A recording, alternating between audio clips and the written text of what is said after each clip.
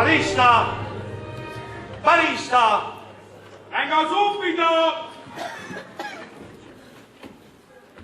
Buongiorno! Ditemi, che vi devo servire? Ma tu chi sei?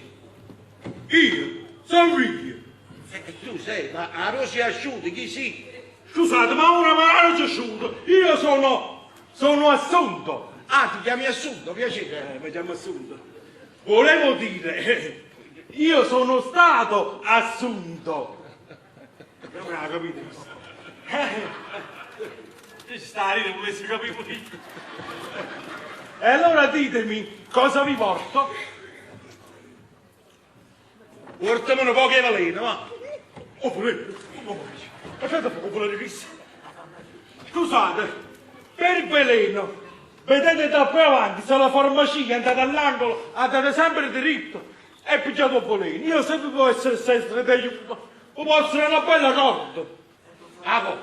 A corda. E per fare che cosa? Perché, visto che voi volete morire, un piccare e poi siete primi. Vai, Fatemi veramente, fatemi battere. E circa non da picchiare, ma chi te la mai dato?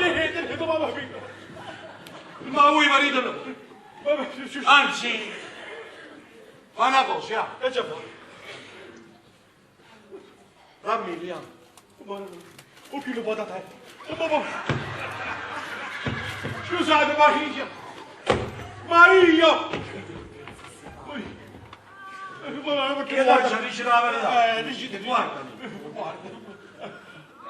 Ah, io figlio, sai perché? Perché? È perché mi sei troppo simpatico. Ah, perché io sono simpatico. La zona, la cosa, la farmacia. Ma io vi devo dire, io sono un uomo, sono un uomo. E proprio perché sei uomo me lo devi dare. Ah, perciò E lo lo pretendo, ma io... Ma si mi ricette non può voglio, che succede? Tu vicino a me non lo voglierò. Ma io ti appazzo. Ma che pazzo? E tappo il posto.